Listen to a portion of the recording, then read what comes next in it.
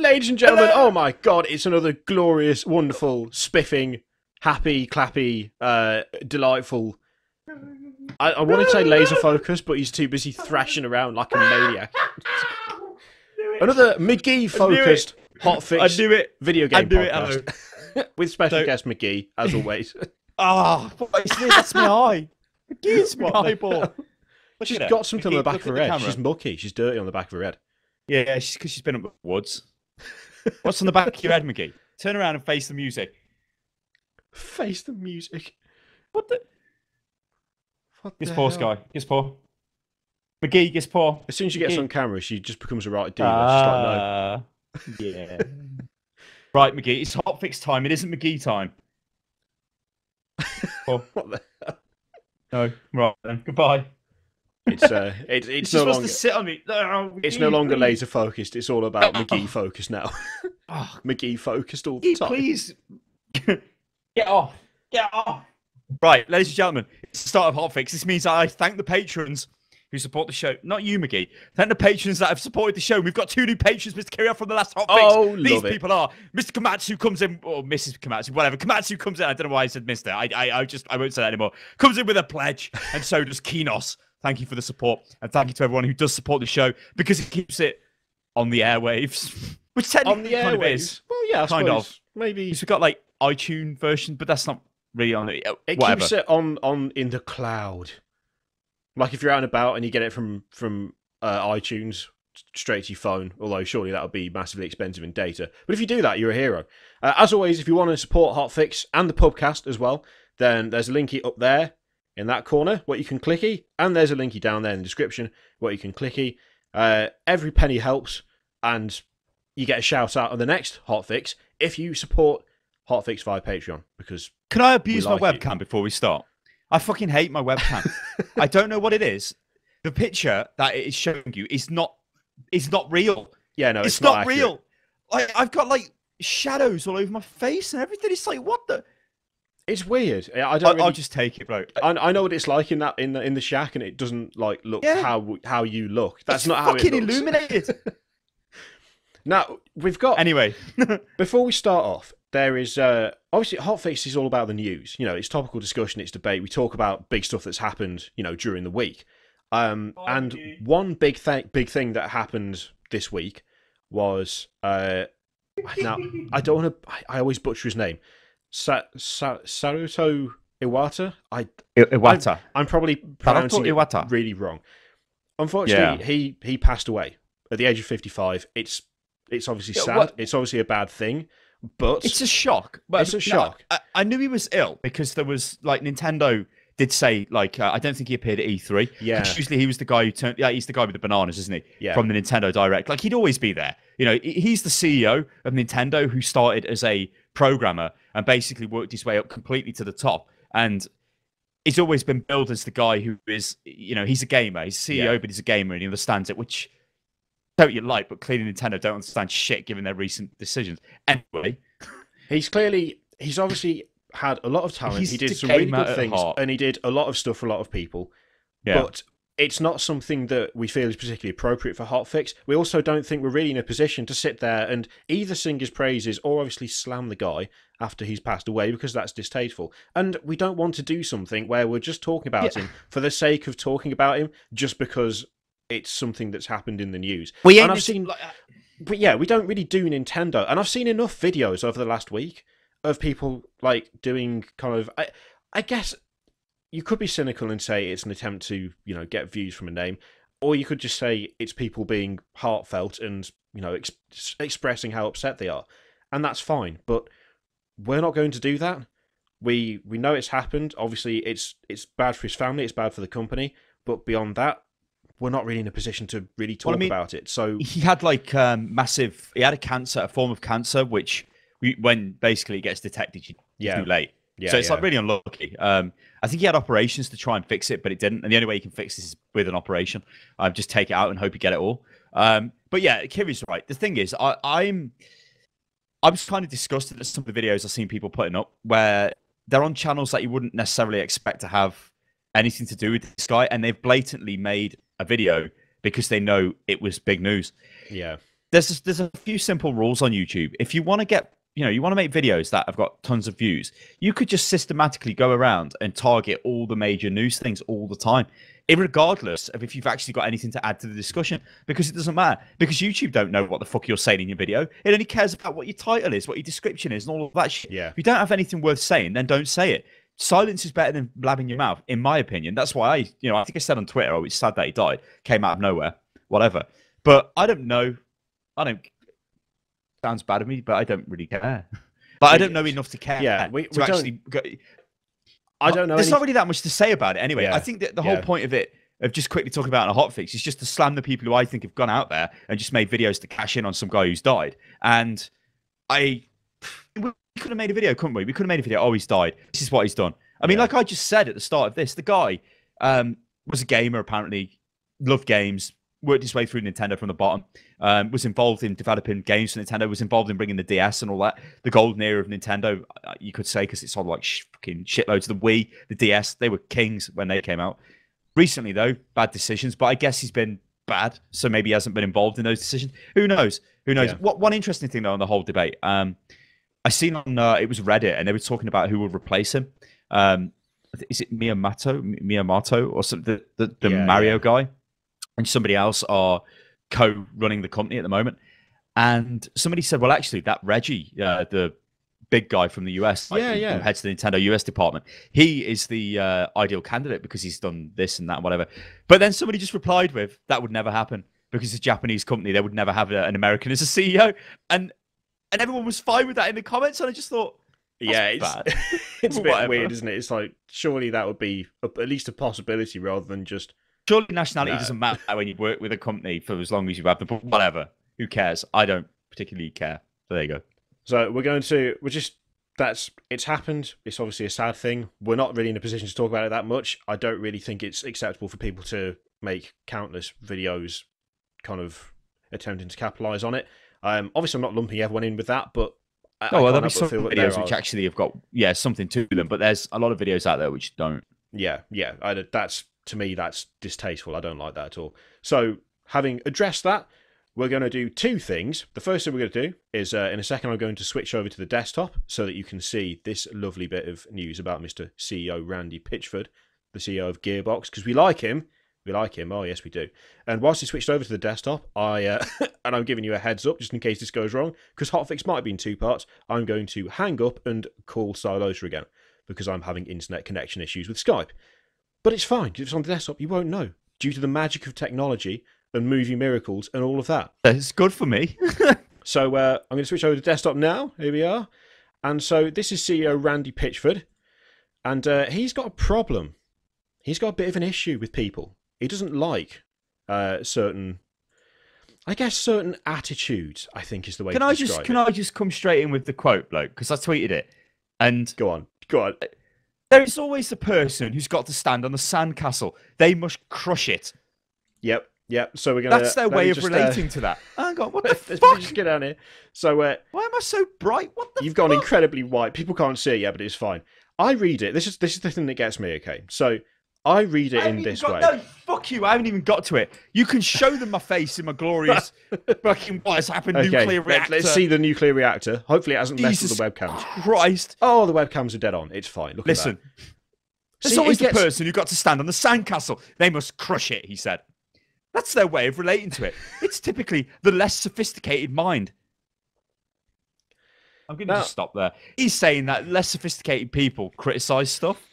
If you've got a critical opinion of something, you're less sophisticated. Mr. Randy, may I direct you to a video I made? Well, and you were in it as Mr. Kirioff, and it was simply called Aliens Colonial Marines is Shit. Yep. And how does that open? With an alien swinging, with a guy's eyes rolling. That is terrible. Yeah. I'm not a cabbage. I'm not a pleb. I'm not of a less sophisticated mind, you fuck. It's got absolute... This is the thing that really pisses... So I'm going to try and fix my webcam anyway. It really pisses me off because this whole thing where he's like... He's lumping people who have a legitimate complaint in with people who, like, take it too far. And let's be honest, like, we've got legitimate complaints about some of the stuff that Gearbox has done. Some people, obviously, don't have legitimate complaints. There are people out there, and we'll have all have met them, and you would be amazed how many of them appear in our comment section at the moment, who don't actually have a complaint. They just have such an intense hatred that all they do is like spout bile. Like they're not trying to make a constructive point. They're not saying the reason I'm upset is because of this, and I feel you should have done this to fix it. It's people who are just going, "You're fucking shit. I hate you. I hope you die," etc., etc. Yeah. Now, obviously, fuck you, die. Blah blah blah. Yeah. Obviously, that's unacceptable. I don't care who you are. That's unacceptable. But saying that the same people who do that are the same as the people who like us were like, you see, the thing is, you promised us something here, you didn't deliver on it. It was like grossly overrepresented just how good this thing was. I mean, Aliens Colonial Marines being the prime example here of something where they showed it all off. They said it was going to be something that was, what everyone wanted, and they delivered a vastly inferior product, not only to that which was being shown, but that which they talked about. It wasn't just a case of, the thing that they delivered wasn't quite as good as we thought it would be. It wasn't the game that we were promised. And that's a legitimate complaint. That's not someone sitting there going, I don't like it because I don't like it. That's like, we spent money on a product that you advertised to us, that you claim was one thing, and we received something that was buggy, that was broken, and that was nowhere near as polished as what we thought we were getting. That's a legitimate complaint. I am not stamping on your sandcastle, Randy Pitchford, by saying that you were dishonest in your representation of the game. Randy, I'm stamping on your sandcastle. Do you know why? Because your sandcastle was made of shit, mate. And I walked past it, and I'm like, what is that there? What's that? Oh, it's shit. And then I stamped it into oblivion. This wasn't bullshit. Some monument to absolutely insane gaming design where he's made this game, which is the game all of the Aliens fans ever wanted. And it's such a beautiful product, and we can't possibly believe that it's just... who could really shit on this game? It is so great. I mean, does he really think that? Well, does this he really is the problem, think that? though. When he's talking here, he kind of alludes to that being part of the problem. That it's like, we move people, we touch people. Even the person who hates your game so much, you've affected them. That's why we fight. We're creating emotional experience. And some people thrive on that type of feeling. Emotional experience, all right. It's like, it's as though he's kind of treating it as a... Well, even though you had a negative experience with the game, that was still an experience. We created that. We made that. It's like, I don't pay money for negative experiences. That's why I don't go and see horror films. I don't like horror films, so I don't fucking pay for horror films, because that's a negative experience for me. Just like I don't buy intentionally broken games, because that would be a fucking negative experience. This Randy guy, fuck me. When they bought the Homeworld IP, when THQ collapsed, I was like, fuck. Right, they're going to screw this up bad. They didn't. Right, it was a bit iffy when it launched, but it was still playable, and they haven't screwed up. So they did okay with that. So it's like, all right then, you did all right with that. They now have the shipbreaker hardware shipbreaker guys who were the original Homeworld geezers making the Homeworld game now, because it's called Homeworld now, because they've basically got them to do it, give them their IP back essentially. So what's going to happen with that? I mean, hopefully it isn't a bag of shit, but I mean, that's a bit different because that's a different development team that are making that. And they sort of, like, he strikes me as a guy who is a bit of a prick, to be honest. Yeah. And he's just this guy who is like, my company makes these products, you don't like them, well, then that's fine. You're obviously of a less sophisticated intellect, so fuck off. And it's like, well, that's a really... You know what he reminds me of? It reminds me of fucking, what's his face from Daybreak Games? Smedley, yeah. It reminds me of him. It's the same jerk-off wanker, obnoxious American like attitude he's got. That's what he strikes me as. I mean, the other thing that gets me as well is that he, even in the this was like a keynote speech he was giving where he talked about how it's like, oh, less sophisticated minds. We all like to crush sandcastles. It's a dark part, but most of us will respect it and let it be. No, it's like, I'm not going to play something that's like a blatant just a blatant piece of shit and go, oh, well, I respect the fact you made it anyway, because that's not how it works. But he even said, like, Pitchford made early reference to the controversy in his talk opening. You may know us from such quality games. Sorry, a quote. But I want to call him Pitchfork. I know, I don't know why too much time on Reddit. They always talk about pitchforks over there. You may know us from such quality games as James Bond Nightfire and Aliens Colonial Marines. Yeah, so he's taking the piss of the shit games they've made. But the thing is, he's not... I'm sorry, but with the statement that he's made about, oh, people want to just crush sandcastles, etc., to me, that doesn't speak to me if he's taking the piss out of the fact that they made some games that weren't well received. He's taking the piss out of the people who didn't like his games.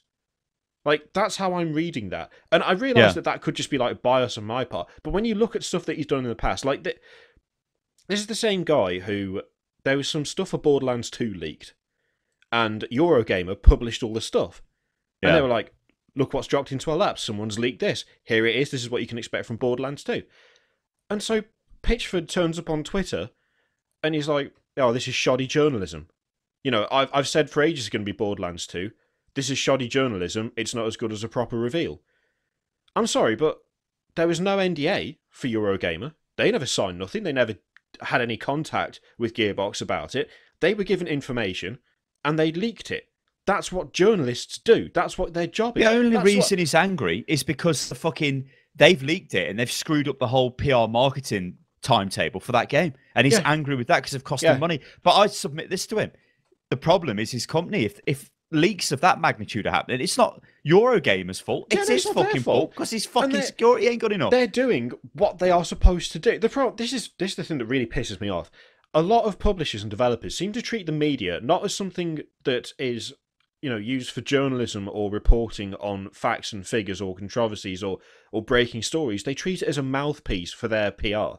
That's what it is. It's like, oh, we like Eurogamer because when we send them a game, they do like certain YouTubers who get paid money to just say good things. Anyway. Just the occasional.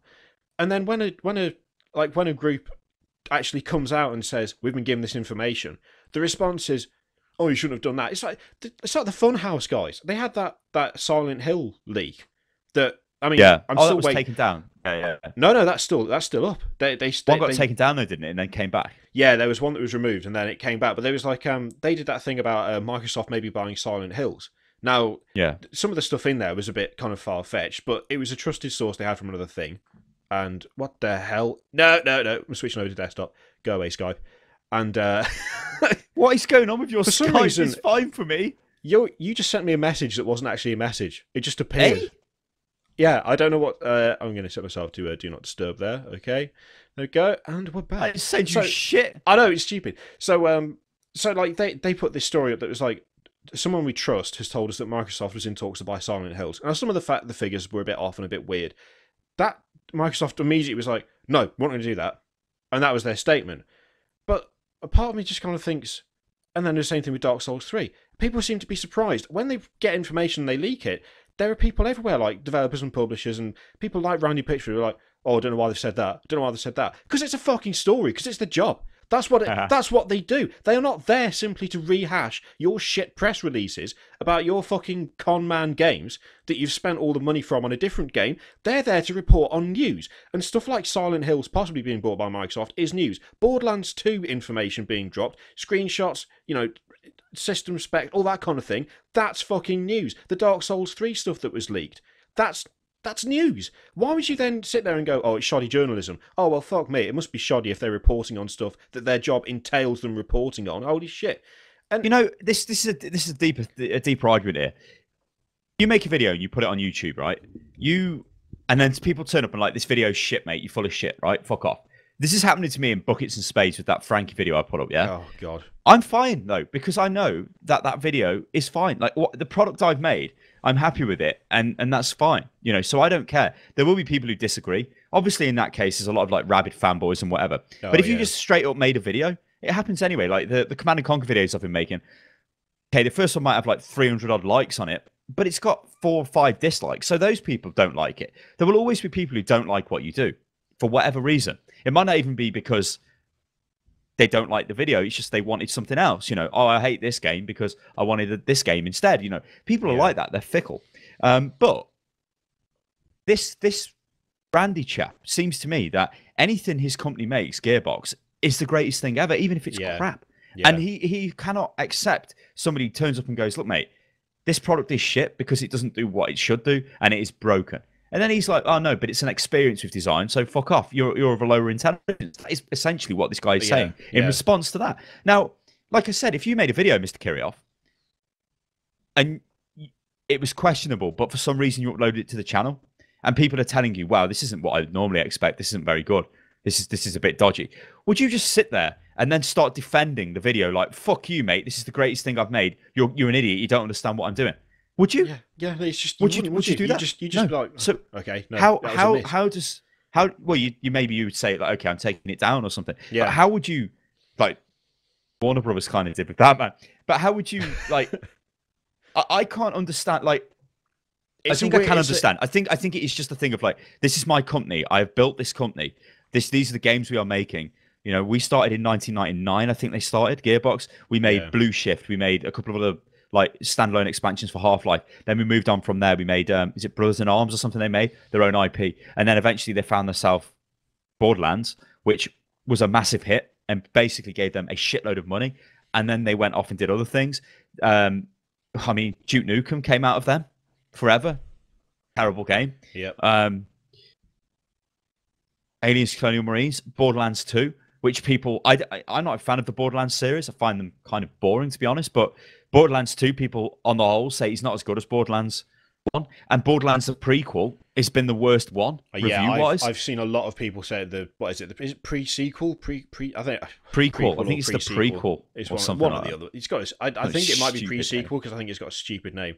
But again, that's not done that well. But then again, that seems to be kind of a problem with Gearbox kind of as a whole, because Borderlands is kind of like it's almost like it's like a parody game, isn't it? It's like a parody of like RPGs, open world RPGs, where you've got like the crazy quests and the daft dialogue, and it's like the whole game is a joke. It's not taking itself seriously.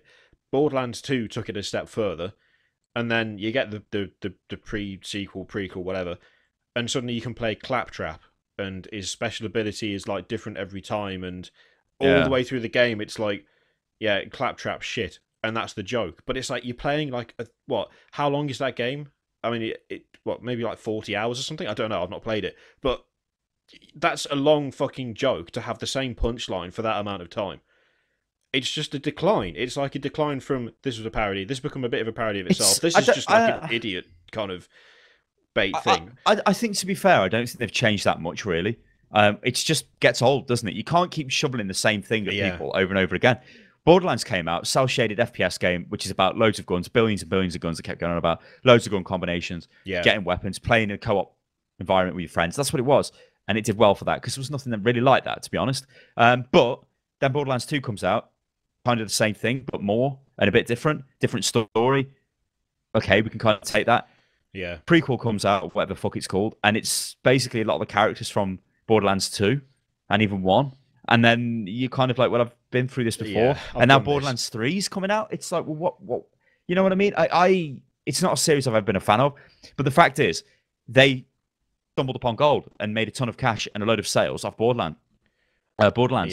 And from that, they've been using that money to develop other games. So, like I said, they bought the IP for Homeworld, and they made Homeworld, which would have made them a ton of cash. I bought Homeworld, fucking great game, great game, and they did a decent job on it as well. So it's like not too bad, but the guy at the top of the company is such a... He shouldn't be allowed to talk in public. That's what it boils down to for me. He shouldn't be allowed to talk in public. Yeah. That's why you have fucking PR representatives, because there's things you may say. Because if you're so invested in something, and it's only natural to defend it, because you've got to think, it's like his family, I suppose, yeah? If I came in and started like attacking you for no reason, or attacking your wife or whatever, you ain't going to sit there and be like, oh, great. Even if your wife's done wrong, you're going to be like, fuck off to me, ain't you? You know what I mean? Yeah. That's kind of what's going on with this guy. And I think he just needs to fuck off himself and just allow, like you said, somebody to deal with it. It's as you say, it's the same problem. I think he's got the same problem as Smedley. It's like he's one of the people who on the internet can't lose an argument. But he's not in a position whereby he should be allowed to keep having that argument. I mean, let's face it, people... Like, look at Total Biscuit. He doesn't have control of his own Twitter account anymore because he just constantly argued with people. He's not the top of a fucking developer who's putting out games. He critiques Well, like games. me, I've had this experience recently with... I used to use the youtube.com/comments page to look at the comments on our videos. You probably get like maybe 100 comments, 150 comments a day, something like that, if we don't upload a new video. And it's easy to look through. But since I put that you-know-what video up, it's just ridiculous numbers of comments. And a lot of them are just people who are so like misguided. You see the comment, and I'd reply to them like, no, that's not offensively. I just correct them basically and say, no, And then there'd be a response to that, and it'd be "fuck off, dickhead" or something. And I'm like, oh. But I carried on doing it for a while. Then I just thought, what's the point? Yeah. These people can just piss off.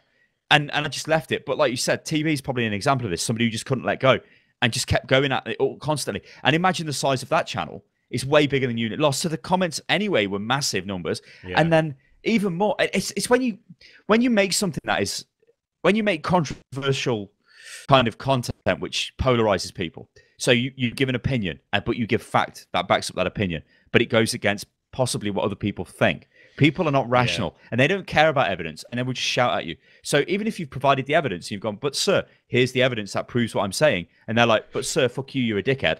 And you're like, but no, sir, here's the evidence. And you end up in this back and forth, which you can't win. But the problem with what Pitchford does is that he takes, like, he's almost on both sides of the argument, because he's the person who has made the content, and people are saying, look, no, this is the problem. Like, this is the issue with your this is the problem with the game. This is why I don't like this game. But he's not only the one who is like the content creator, but he's almost replying to that criticism as though he's the guy who's going, no, you're a dickhead. Like, he's kind of doing both at the same time. He's the guy who has all the, like, he's got all the right in the world to defend what he does, but at the same time, the way he's defending it is by going, yeah, the only reason people are doing this is because they're, like, mentally unsophisticated and they like destroying stuff for no reason. Whereas really, it's just like, he just attacks. He doesn't actually come back with anything other than that. And which leaves himself open to attack by us, because we look at that straight away. I mean, when I tweeted that out on Twitter, loads of people were favoriting and retweeting that and tweeting back to me like, is this guy a dickhead? I mean, I called the guy a bellend on Twitter, which is not, that's a bit childish of me. But honestly, you see a comment like that and you're just like, mate, that can't be real. Because that is just an unwarranted attack. What he should say is like, it's very clear that the product wasn't as good as it was. He should have just said, like, maybe said nothing about it, or just like, I apologize for the state of the final product or something. The thing that gets Nobody me as would have said anything about that. Yeah, but he's also like, people have said that, he even went to court and he's gone, oh, well, Gearbox isn't involved in that lawsuit anymore, so clearly it means we're right. And it's like, no, it doesn't mean you're right. It's the fact that you're not part of that lawsuit anymore doesn't mean that the game was better than it actually was. That's not how it works. It was still shoddy. Like, it was still buggy. The AI was still crap.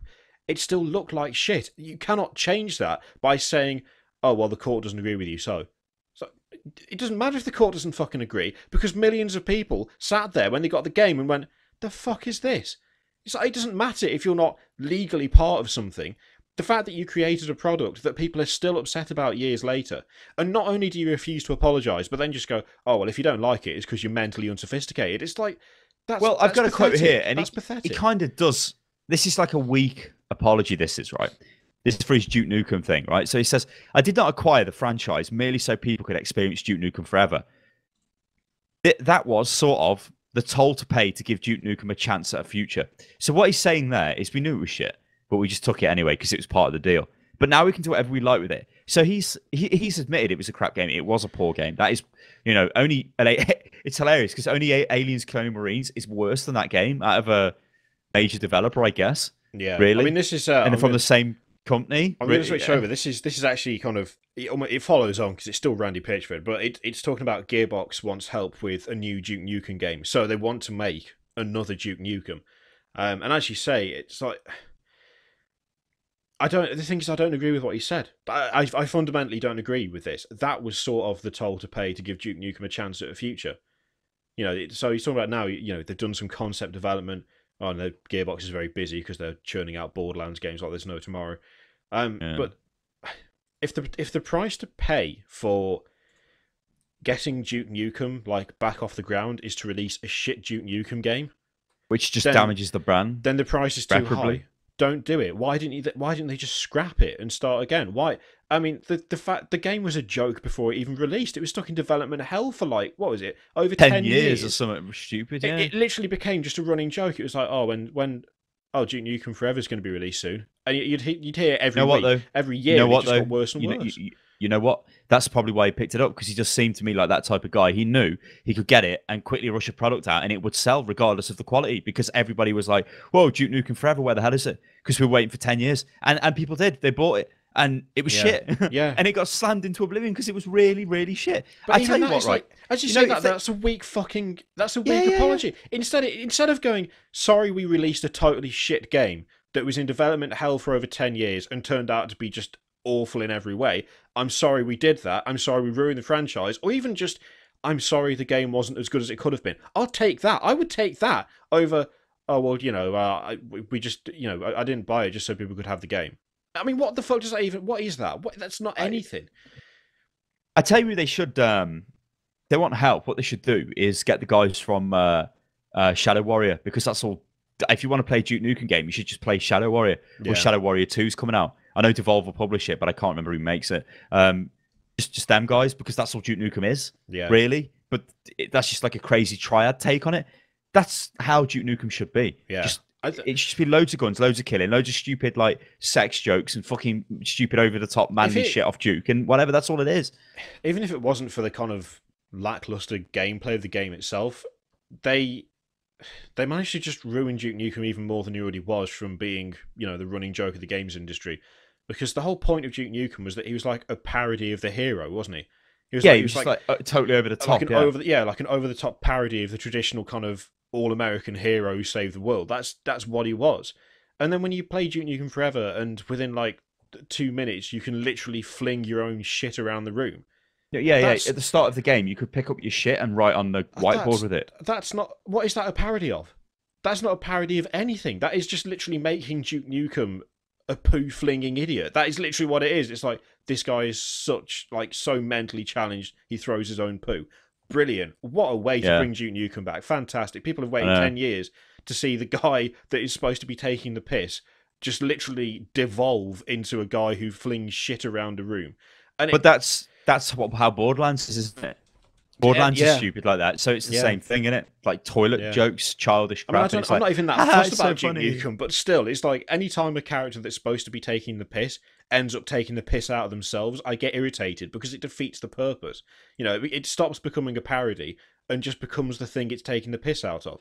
It's like the joke is that these all-American kind of, oh yeah, we're going to save the world guys, are like a bit thick and probably a bit crude. That's the joke. But then if you just make the guy thick and crude, there is no joke there anymore. That's just what it is, and it's just poor. It's really poor. And then, when he kind of says, oh, well, that was the toll to pay you to give Nukem a chance.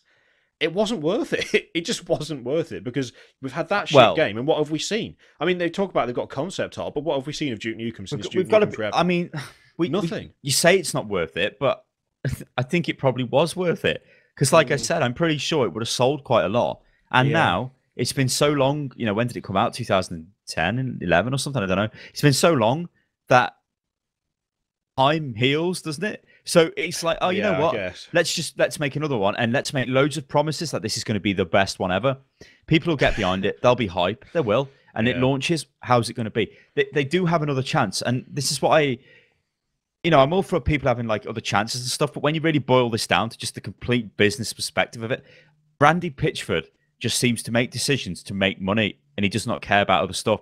And if you get angry or any media slates his product, he just attacks you.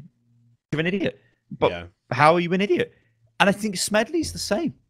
It's just the thing that gets me with it seems to be like, I guess this kind of personality is, I don't see how you're supposed to kind of advise people who work under you or for you or with you on handling stuff like this when you are such a shit example of it yourself.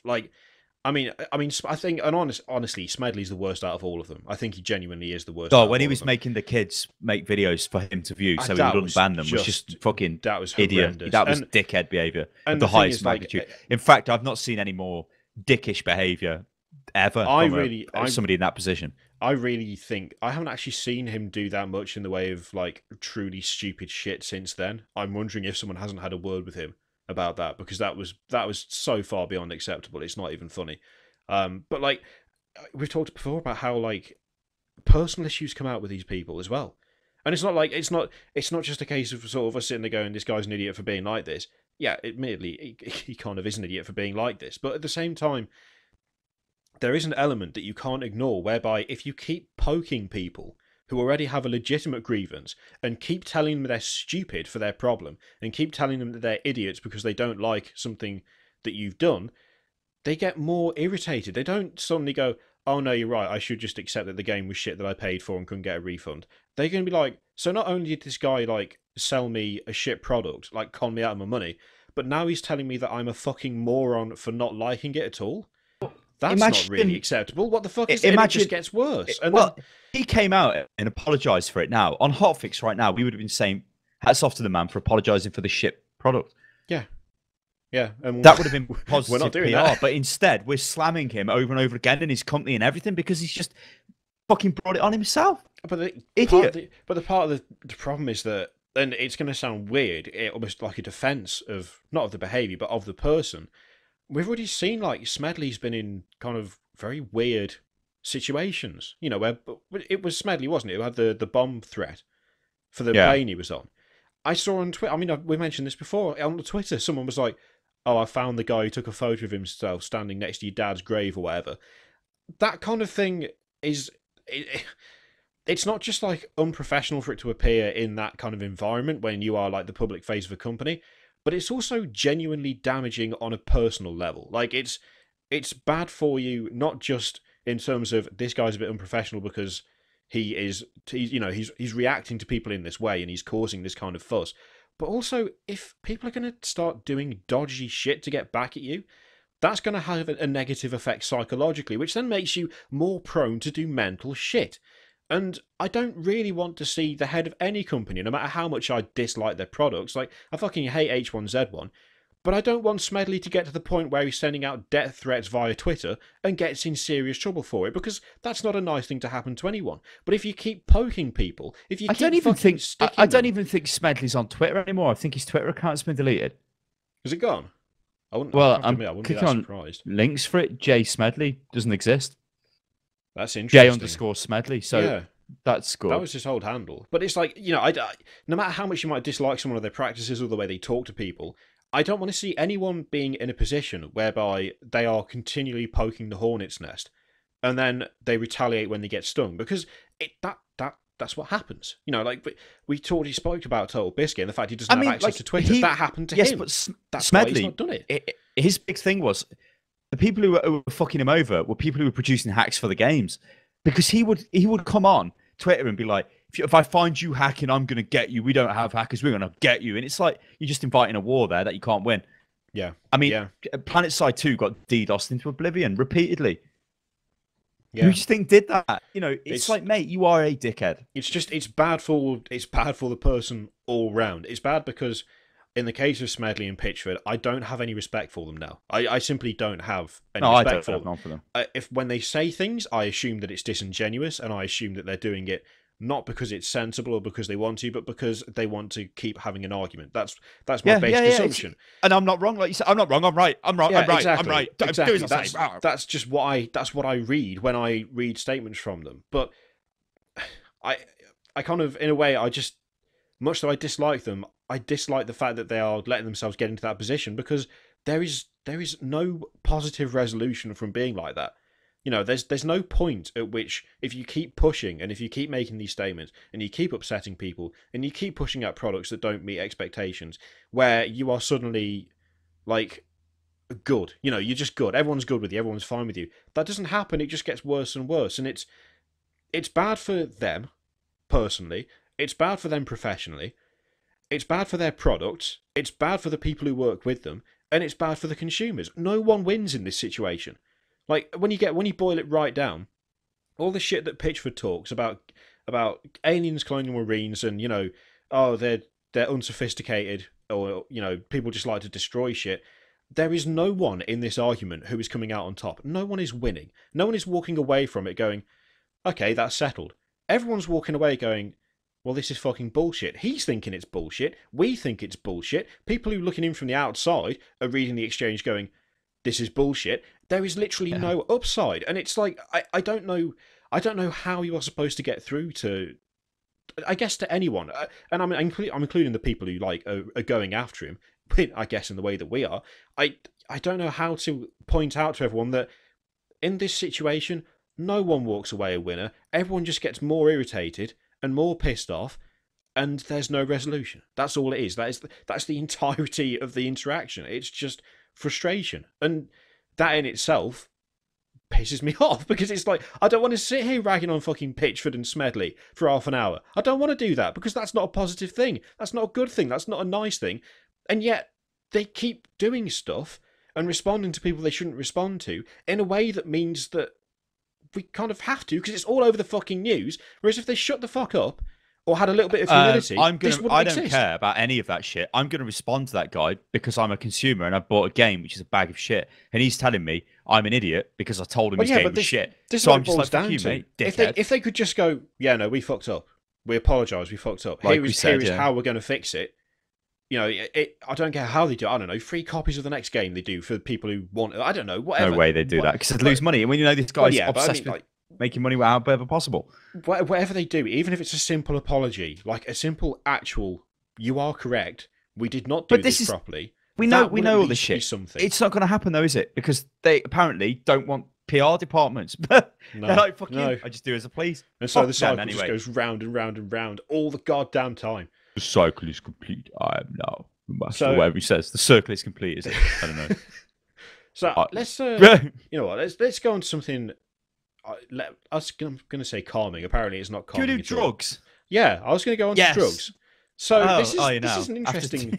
This is an interesting. Yeah, I've waited a while, but it's time to start. It's time. As you can see, professional Counter-Strike player admits we were all on Adderall. So, if you're not familiar with Adderall, I didn't know what that was, so I had to Google it. I was like, what the hell is... And it says Adderall contains a combination of amphetamine, and so obviously amphetamine, and Dexa something and something else. But it's got amphetamine in it. Yeah. And it's a stimulant.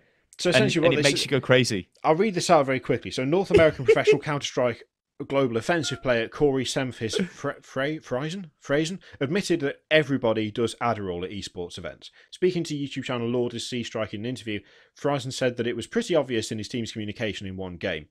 I don't even care, he said. We were all on Adderall. I don't even give a fuck. It was pretty obvious if you listen to the comms. People can hate it or whatever. And then, as you say, Adderall is an amphetamine used to enhance a person's concentration for longer periods of time and is often prescribed in cases of ADHD. Frazen, who plays for Nylum and also is CLG Red coach, hesitated for a second before admitting. But then he goes on to say, I think it's Nihilium or something they pronounce that as. Nylum? I'm not sure. It used to be a WoW guild, remember? There used to be like some WoW Raider thing. So yeah, the fact that he has publicly stated this should raise a huge red flag about esports and the sort of rules that govern it. Well, yeah, it probably should. Honestly, I'm not that surprised, if I'm honest. Largely because, have you ever watched the videos of Call of Duty tournaments? I say tournaments, speaking very loosely. Yeah, but they're just on Monster Energy drink because they're 12-year-old kids. But you have to admit, I was like, the first time I saw one where they get a kill and they stand up and they're like screaming red in the face. It's like, you're fucking so that, like, absolutely. Yeah, but they're just idiots. No. That's a shit comparison. The Counter-Strike, like, I've watched Counter-Strike tournaments and, oh my God, I've got to go. And what, mate? How are you talking so fast? It's like, I get you'd be hyped. You would be hyped if you were in a final or something. You'd be hyped, right? But maybe they are, maybe they're not. I don't know. But I read a thing saying... Apparently they're not. No, well, apparently, World of Warcraft raiders, current top-tier raiders, are taking this shit, amphetamines and God knows what. And that made me laugh, because that's a casual game. Oh. Prepare the comments page for a new influx of... It's going to be linked on the WoW subreddit. It's going to appear in... And I was also reading, like, they were saying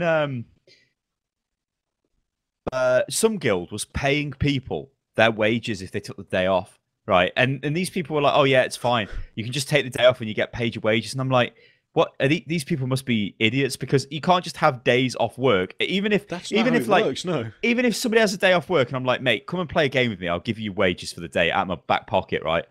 Your boss is going to fire you because you're just not turning up to work. Just not going to work. Like, what? That's not how it works. It made me laugh.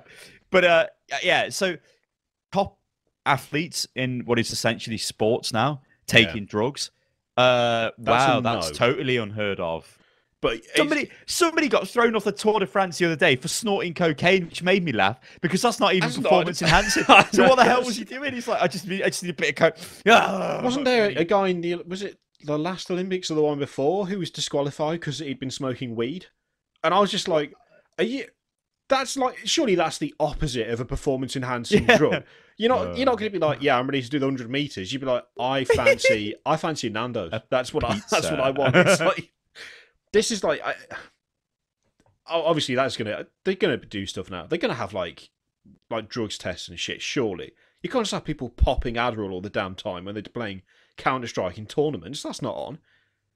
What is this? Is this like a prescription drug or something? Can you like buy it? Yeah, Adderall is a prescription, as far as I'm aware. But how are they getting it then? Well, this is the other thing. You said we're all on Adderall. Either it's incredibly easy to get prescribed with ADHD and therefore get the drug, or it's didn't we go into detail on ADHD? Well, yeah, that's true. It's very easy to get it. Apparently, given that everyone in the US has got ADHD to some degree, either that or it's really badly regulated. So, like, you just go in, it's like, you've got ADHD, here's like 90 tablets, see you whenever you come back for more. I don't know. But they can't just let it slide, can they? They're going to have to do something. There's going to have to be some sort of investigation from this point on. And they're going to have to start doing drugs tests, because you cannot be advertising eSports as like a new sport and then go, oh yeah, everyone's on Adderall, but it's fine. They're all on it, so it makes it even. That's not how it works. I don't know. I don't know what the effect of Adderall compared to high caffeine drinks are, but I'm guessing Adderall is a more sustained effect. It's not just quick.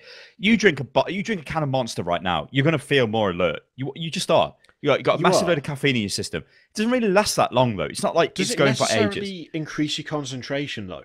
Well, the thing, it makes you faster. Yeah, it might not increase your. It makes you faster, but if you have like 2 or 3 cans of Monster, you're going to be a bit jittery. You're not going to be like focused. And I mean, but what? Well, okay. Well, hang on. Let me just carry on my point. What I'm saying is that these events are happy to be sponsored by that type of thing, Monster, Red Bull, and whatever. So they promote the use of that. I know it's not a drug, so this is a bit ridiculous, but if you took a can of Red Bull before you played a game that is a high speed game, it's going to help you. It is going to help you. If you keep taking it, then yeah, you might go a bit fucking crazy. But that's maybe where this Adderall thing, you can take it and you just suddenly you're like laser focused for a while. Well, this is the thing. If it's been created to combat ADHD, I mean, the big thing with ADHD is just being unable to concentrate on one thing, isn't it? It's like everything overstimulates you, so you're constantly switching what you're doing, and you can't focus on a single task or keep your head in one place.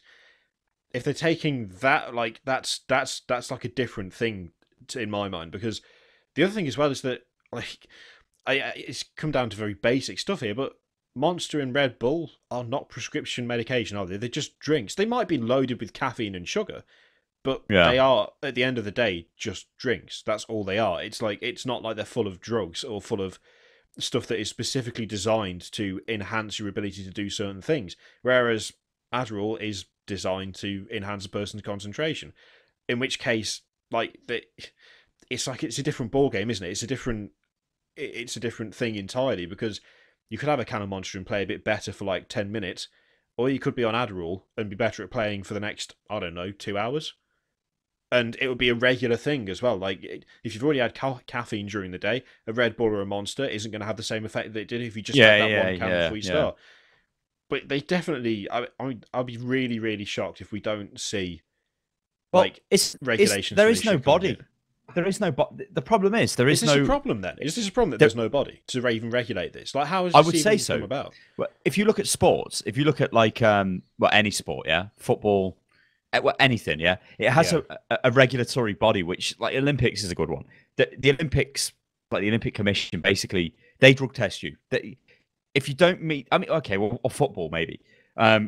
If you don't do what you are required to do, if you play in the English Premier League, by the Premier League, then you are screwed. Like, there was a footballer called Rio Ferdinand who played for Manchester United a few years ago.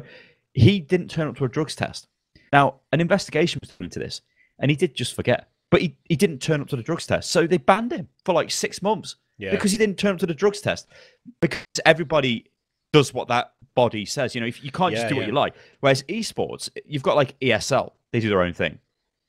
You've got Riot, they do their own thing. In fact, Riot is like literally is its own thing, right? ESL does all the games. All the leagues are essentially administrated by one thing. So, you know, you've got Blizzard with their WCS and all of their shit they do.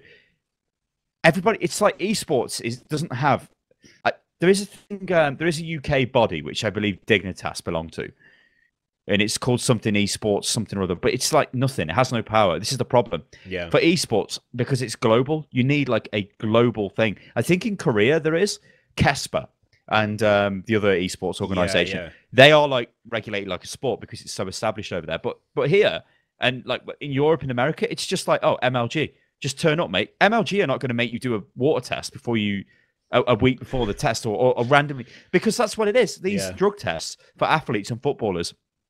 There are mandatory ones, but then there's also random ones where they could just walk in and go, hey, we want a drug test right now, because that's the point. And they don't tell you they're coming because it's random. Because if you've just done a line of coke, well, you know, you'd be like, oh, I've got my drug test next week. I'll do all my coke now. I go full Tony Montana and stick it in my face, and it'll be fine. You know, so that is a problem with esports, I think.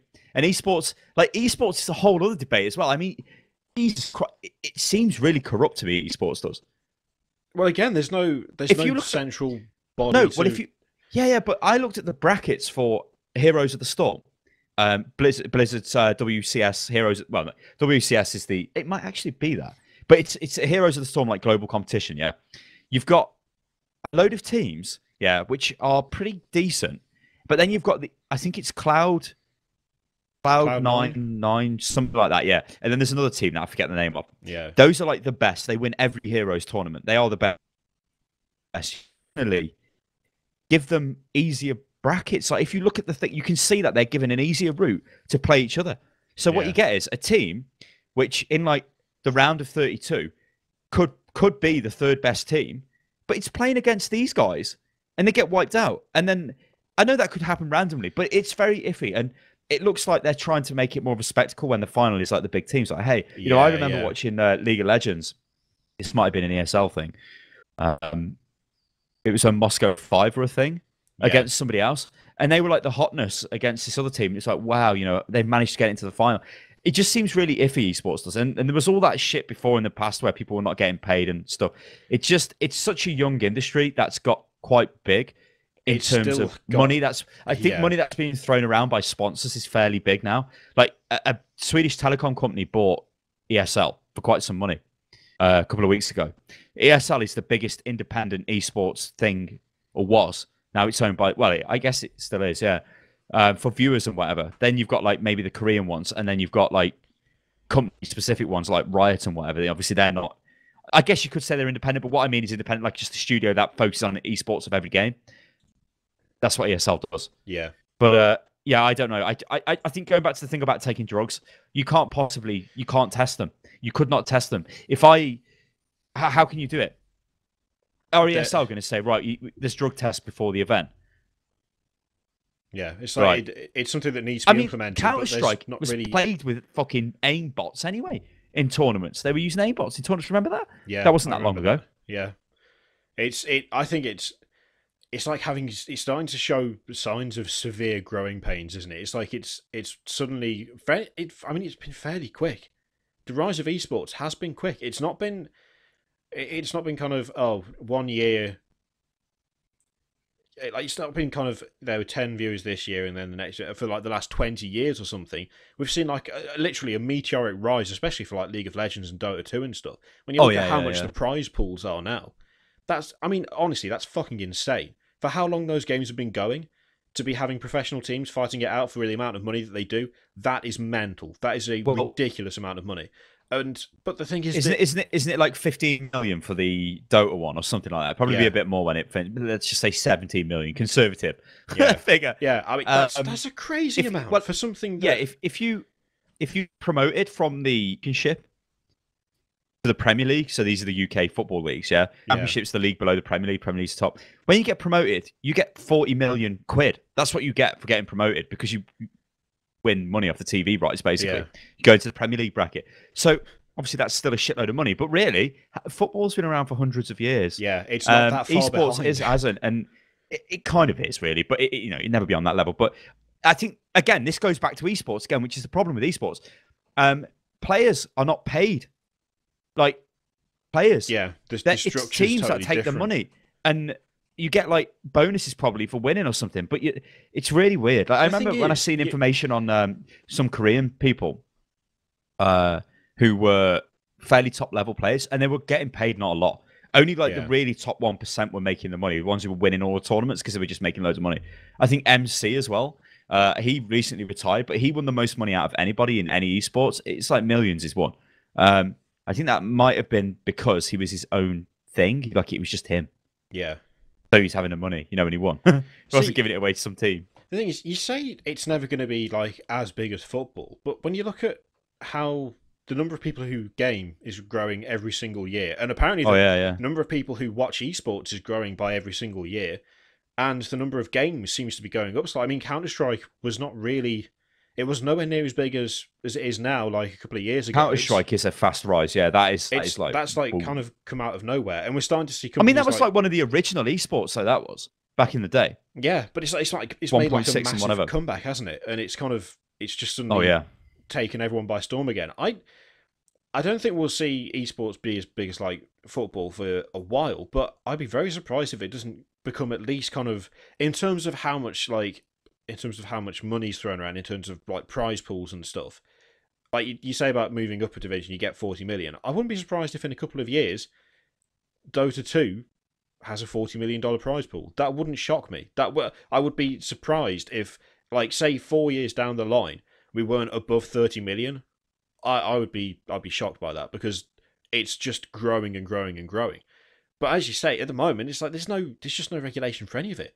And that's the biggest problem. That regulation, how are you going to... I mean, like, obviously, look at football again, a good comparison. FIFA, corrupt as shit, right? Yeah. But it was corrupt as shit, but at least it was still the thing. It was like, at least it was in charge of something. And UEFA is in charge of European football. FIFA is the global body, but UEFA is what decides what goes on.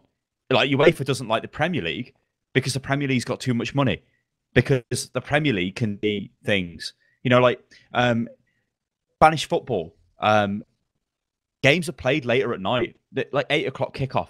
That would never happen in the UK. But why does it happen at that time? So people in the UK can watch it, basically.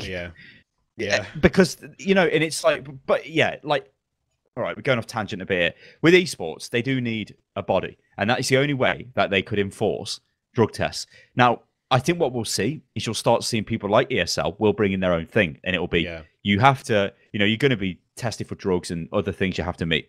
Riot do this, don't they? They give you a wage, don't they? And you have to do certain things, don't you? I think you know a bit more about this than me, but you get given a wage, don't you? And you have to like do so many appearances and whatever. Yeah.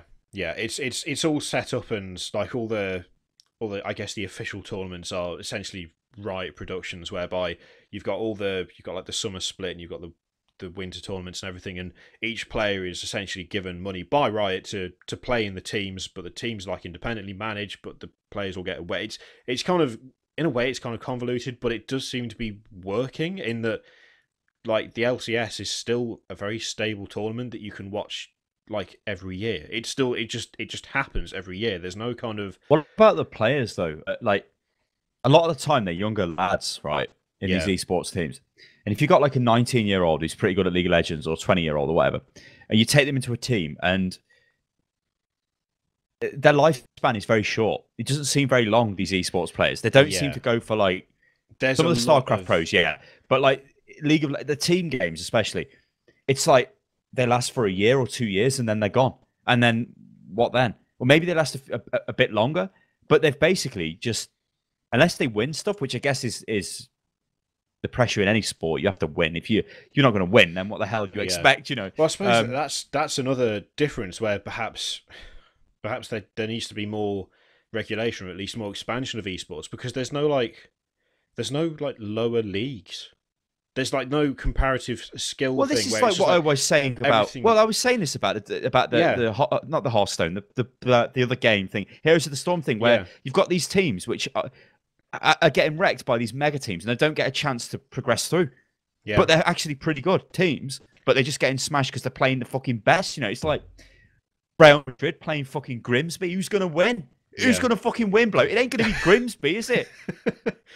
I guess I think it'd be interesting to see what happens. I think the individual organisations are going to have to start introducing something, because this is obviously going to spark a big thing. Like, people are going to be asking questions about what the hell's going on behind the scenes at esports now, because maybe people might have assumed that such things were happening, But we've got definitive. A guy has just outright said, "Yeah, we've been taking." Yeah, it's a competitive sport. You've been training, and you can do something which you won't get detected, which will make you better at the game. Yeah, I'm afraid you do it because your life has been to win. You need to win. You've got to absolutely win. Do everything you can to win.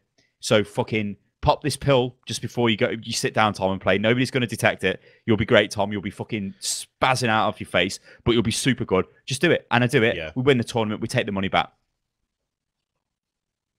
Then you become Lance Armstrong. He was terrible. I hate Lance Armstrong. But yeah, it's going to be... But Lance Armstrong was another example of we can take drugs and get away with it because everybody else is taking it. I've got to do it to keep competitive. That's why he did it. Yeah. Now, Lance Armstrong was like really good on a bike, but when you give him drugs, he was even better on a bike. So that's why he was breaking all these world records and fucking crazy. Yeah. I want to see drugs. I want to see actual, there needs to be 2 separate categories for the tour, for football, you should for be Olympics, able to take drugs, yeah. Where it should be can you imagine the Olympics where you're allowed to take performance-enhancing drugs? Everyone's like, okay, take what you like, and when we fire the gun, off you go, 100 meters. You'd see some mad shit, wouldn't you? It'd be amazing. It'd be quality. Usain Bolt just halving his time or something. It'd be quality. Imagine it, full of steroids and all kind of shit. Just Ugh. I'd watch it. I would watch it all day long. But his heart explodes. Something ridiculous. Oh, shit. Fatalities in the Olympics rises to 30% because everyone's do the 100 meters in 6 seconds. I'm pretty sure 9. If you do it under 10, that's really quick. Yeah. 9.7 something was a record, but he's just done it in 6. Oh my god! But then his chest just goes. Dies. It's like, oh.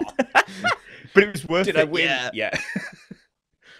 So this is unfortunately nothing to do with drugs, but it is kind of it makes me laugh because this is Batman Arkham Knight PC won't be fixed till September, which that says to me, bloke. And I've put it up, but really all you need to know is that it won't be fixed until September. The actual text that I've got here on the screen is pretty much irrelevant, so I'm going to come off it because all you really need is the headline there. And what that says is we should not have released Batman Arkham Knight until September. Batman Arkham Knight needed an extra 3 months of work to make it in any way playable. But we didn't give it that. We pushed it out the door and said it was fine, even though it was a pile of shit. So now you've got to wait. In fact, where are we now? We're in July, aren't we? July, August, September. So you've got to wait another 2.5 months to be able to play Arkham Knight on PC, because that's when it should have come out to begin with. But it didn't, bloke, did it? No. It came out a while ago, didn't it? And it didn't fucking work, did it? Oh, God. It's putting a fucking timestamp on your utter failure of being able to produce a game, for me. That's what that is. That just, all you need is the headline, and it should have just read, we shouldn't have released this game until September. That should have just been the whole thing, because it doesn't really matter what the problems are they fixed, although we already know what the problems are. It didn't look as good, didn't run as well, crashed frequently, Batman bugged out, the Batmobile fell through stuff, or just in one clip I saw, just fell out of the fucking sky and landed on a guy. The problems were endless and myriad, but I just don't... Ugh. God, it's so fucking frustrating. It really is. Well, it is, but I mean, this has been covered in massive detail why I think this was released. It's just because they wanted it for that certain quarter results, and they needed to get the product out, and they knew they'd get a certain degree of sales, but they didn't really factor in the fact the game would be refunded on Steam because they probably weren't too aware of it. Warner Brothers went ahead, realised it cost them a load of money because Valve still take their cut, even if the game's refunded, which is a master stroke by Valve. Yeah. And they shut themselves because they were losing money on it, so brought it down and actually went to get it fixed. You know what? I'm now getting to the point where I wouldn't be surprised if it just takes even longer to come out, because they probably just reduce the number of people on it, because it's what's the point? It's probably like we're going to lose money now. There's 2 guys sitting in the corner. Goddess can fuck off. So there you go, fix Molly, that. I ain't heard anything from him for a while. Good.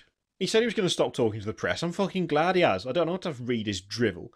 I used to reading that spoof account, but then it's like somebody else has took it over because it's shit, so I just unfollowed it. Yeah, it was really shit. Yeah, it used to be really funny, that did. I miss following Tim Schafer since he blocked me.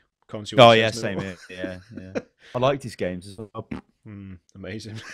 But yeah, it's just as a slight aside to Batman. I think I said on the last podcast I downloaded Arkham Knight, and I did play it for a little bit. It really doesn't look as good as it should. I'm just going to mention. No, half the options are not on. Like No, you can't have them. You just can't have them. I hate the Batmobile. The Batmobile's a piece of shit. I don't understand why it's in the game. It is boring. It's not interesting. It's dull. It's stupid. It's repetitive. It's just like it just turns the game into a shit third-person shooter where you just strafe slightly to the left or the right and then click, and that's all you do. And you get fucking tons of those shit militia tanks, whatever they're called, and then you dance around. There's too many of them. Them drone tanks. Yeah, it'll be like here's 20 drone tanks. There's a bunch of white lines making a shit web all across the screen where they're going to fire at you, and then you move slightly to the left and shoot back, and it's fucking crap. And anyway, no, calm down. I fucking hate it. So this is a good thing to end on. This is good. I like this. So I'm going to switch over to the desktop here. This is a trailer. This is a trailer, right? For oh god, it's so good. An Inquisitor game. Yeah, Warhammer 40k. Inquisitor bloke. You get to be an Inquisitor. It's made by the guys who did I always Neocore. Helsing, Basically an action RPG like Blue. Yeah, it's basically just going to be an action RPG Van Helsing type game. For some reason they've called it Warhammer 40,000 Inquisitor Martyr because you which is a weird name. It should just be called Inquisitor, shouldn't it? I mean, I don't really understand why they've done that, but Van Helsing was not a bad game. I actually quite enjoyed Van Helsing. It was a pretty solid action RPG. I played it for a bit. I think there's two of them, isn't there? 1 and 2, I think. Yeah, and I think we maybe did a video on 1 when it was in early access. Yeah, I think it might have been published by Paradox. Yeah, and it was actually a pretty solid game, and it's received. It's done pretty well on Steam. I think last time I looked, it was an 86% positive, and it's fairly well received by critics and players. If it's anything like that, then I'm going to be happy with that because an Inquisitor is actually the right kind of character for that kind of game, like that kind of third-person not top-down, but you know what I mean, Diablo-esque action RPG. If it turns out to be like that, well, anybody would be okay running around slashing the shit out of hundreds of stuff. It makes if you've got like an individual character. I've always like viewed Inquisitors as like there are some Inquisitors running around with fucking Terminator armor and God knows what, don't they? And they butcher people, but they're not like they're not like running around against hordes of fucking demon guys murdering them on their own. They're generally like, yeah, I mean, I guess they do. They're like spies almost. That's how I've seen that. Like they're not operate from the shadows, but they make things happen and they make people do shit for them. And they've got the ultimate power of the Imperium. They can do whatever the fuck they like to you. So if you don't do what they say, then you're dead. And even the Space Marines have got to do what they tell them to do. Like that's the sort of thing I get. But a Space Marine would butcher an Inquisitor, unless an Inquisitor has got some crazy bit of archeo tech shit, which they usually do, don't they? Yeah, because they can call in favors, and they've kind of got, I guess, whatever is it credits? I think it is credits in 40k, like the currency that's used for. Because I've seen mentions in books. I can't remember which book it was I read, but there's an Inquisitor who spent like a serious amount of whatever it is on bullets that home on their target. So he fires out of a bolter. I remember that. He's got a pistol. He fires it, and it just repeatedly keeps hitting the target. It keeps going round because he killed Marines with it, didn't he? Yeah. And it's like it talks about how massively expensive it was, and how it was like that just one round would like just bankrupt a normal person, just one of them, and he's got like 10 or something, and it cost him all kinds of cash and favors and stuff. But I mean, they have said. So I'll read it out quickly. I'll switch over to the actual article. Believe it or not, there's another Warhammer 40,000 game in the works, in development at Incredible Adventures of Van Helsing studio NeocoreGames. Warhammer 40,000 Inquisitor Martyr is a persistent sandbox action RPG that will set players off into a grim and secret war among the stars as the agents of the ever-vigilant Inquisition. They've said once you've been through the core campaign, the story continues in a colossal sandbox game set in the same secluded sector of this vast universe. This persistent setting grants years of constant entertainment, gradual development, and a continuous flow of content that enriches the action RPG gameplay. There's a reason why we chose the world of Warhammer 40k, which is an interesting thing to say, actually. It's intense, brutal, visceral, a perfect material for an action RPG. Yeah, it is. So, the implication there is that they weren't approached, they approached Games Workshop. I mean, why we chose the world of Warhammer 40,000. I would really like to know how this works, because I have been of a mind where Warhammer or Games Workshop are just sitting there like, let's make a game, lowest budget, and they just put it up on some sort of job board. They're like, guys, we want a game made for iOS about Space Marines. We'll pay $20,000 or something shit. Yeah. And some guy from Russia is like, yeah, I'll do it. And he turns up, makes them a shit game, and then they put it on the App Store. Obviously, that's not how it goes down. If you can approach them and say, guys, we're going to make something quality, can we use your IP? And they're like, oh, yeah, sure. Maybe you can just approach them and they'll approve stuff. But I do think this could be quite good, because like you said, Van Helsing was not shit. That was okay. And in a 40K, like, I wouldn't play Van Helsing, but I'd run around as an Inquisitor. I may be a little bit, like, it depends how they do it, but if it's action RPG, it's going to be hordes of enemies running towards the guy. Maybe he gets people with him, because usually they have a retinue, don't they? They don't just have they're not just on their own, are they? They've got the way it's described as a grim and secret war kind of suggests to me that it's going to be a lot more kind of, maybe not quite kind of Diablo style, but more kind of maybe fights, but kind of smaller fights, but maybe more of them. Like if you're an Inquisitor and you're investigating, like, I didn't say, like a cult in a hive city. If you're going through the lower levels of the hive city and there's, cultists guarding different areas, you're not going to have like vast waves of them. It's going to be like taking out small groups of maybe 5 or 6. If they kind of went that route where it's like the combat's a bit harder but the number of enemies is lower, maybe a little bit more tactical, I think that would really work in the setting. And that's why I kind of like the fact it's Inquisitor, because for me, I mean, as I say, the most I really know about Inquisitors is what I've read in, I can't remember what book it is. No, I've read that book as well. Is it? You know what? Is it actually part of the Soul Drinkers? I don't know. There's series? 2. There's 2, isn't there? Because he's not like a rogue Inquisitor, but the other Inquisitors don't like him. Yeah. And he speaks to a guy in massive Terminator armor who's like a super Inquisitor. Yeah. And he borrows his ships or something ridiculous, I remember, and he's got like this big castle or something. Yeah. It's all very... I don't know whether it is Soul Drinkers. I wonder... No, it might be. It might be, because I think it's got Howling Griffins in it, and I'm sure they are in the Soul Drinkers book. I think it might be the Inquisitor that's hunting the Soul Drinkers after they went Renegade. I think it might be that. But like he kind of, when you follow his story, it's like he has got this retinue, but even the retinue are like weird and different and interesting characters, and he doesn't have like an army. He's very much kind of stealth insertion into places, and he finds what he needs, and he has to fight his way out. But as you say, they can just do what they like, can't they, Inquisitors? They can just work however they want to work. There's no law. They basically like this crazy archaeotech and stuff. And like, I mean, it'd be obviously trying to push not expectations, but dreams onto stuff like this is obviously a bad idea, because you might not end up getting what you want. But it does open up the way for kind of, again, also another thing with the Inquisitors is the fact that, as you say, they have got their own technology and they've got their own stuff that they kind of build up to or outright take off other people, because they're like, I'm an Inquisitor, give me your fucking armor. They can do that. Yeah. So that would work. As an action RPG, that would work, because you could find yourself switching out gear and buying new bits of technology or finding new weapons to use against whatever it is that you're investigating. And you could have like, the Inquisitor that just goes like flak or carapace armor. He's all about stealth and movement, and he investigates by remaining unseen. And if he does fight, he's got like crazy ranged weapons with which to fight. Or you could end up with like, I doubt they'd go all the way to what Inquisitor is going to be? Karamazov, someone who's on a massive throne with a multi-melter on one side and a huge flamer on the other. I doubt you'd be able to do that. But it's like, that's the kind of range that you get. You get the guys who've just got a leather trench coat, a sweet hat, and a hand flamer. And then you get the ones who have got literally a walking throne covered in guns. And they just sit on it and go, you're a heretic, I'm going to burn your head off. And then they do it. So there's a lot of scope for, I guess, like just customization and being actually able to be an Inquisitor. But you wouldn't necessarily get that if it was just the typical Space Marine, because I mean, generally, why would a Space Marine throw his bolter away? Yeah.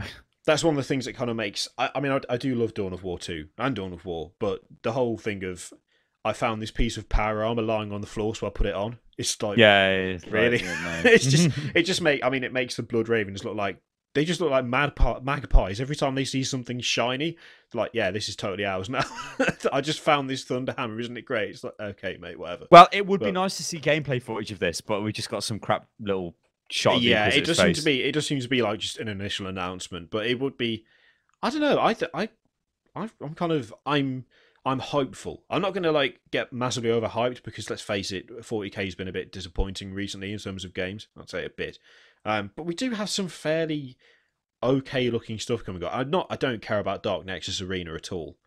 The MOBA, I don't care about that. It's going to fail. I'm sorry, but it just did.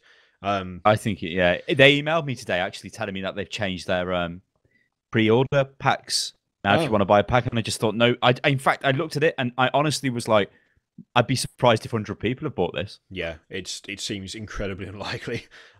Space Hulk Deathwing, I'm actually kind of looking forward to playing that. I think that could be okay. I still think it's a weird choice to make like an FPS, but have it as Terminators, because they are the slowest things, short of Centurions, that the Space Marines have got access to effectively. They are literally walking tanks. They do not go quickly anywhere, so it's a bit of an odd choice to make that kind of game with that. But on the other hand, who doesn't want to play a Terminator beating the shit out of Tyranids? So it could be okay. Yeah. And like we've got Battlefleet Gothic Armada as well on the way. So I don't know, maybe things might be kind of coming on the up. And if Dawn of War 3 turned up as well, that would be amazing. But obviously, we don't know really what's going on there, apart from the domain's been re-registered. But yeah, I don't know. Inquisitor looks... It could be okay. If it's as good as Van Helsing in a 40k setting, then I'd be happy, because Van Helsing was a perfectly decent game. As we say, it did quite well critically, and people enjoyed it.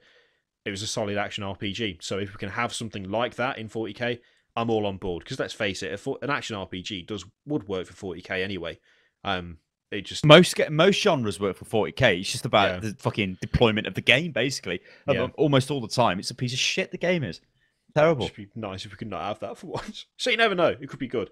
Also, the guy says it's intense, brutal, and visceral.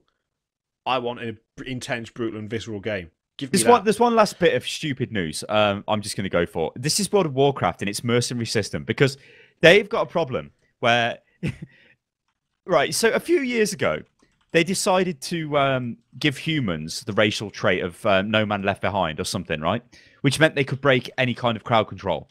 So this meant that anybody who was into PvP rolled a human, because you no longer had to waste a trinket slot on the trinket which removed all crowd control effects off you. You just put a damage trinket in. So two damage trinkets, and then you've got your racial. That's great.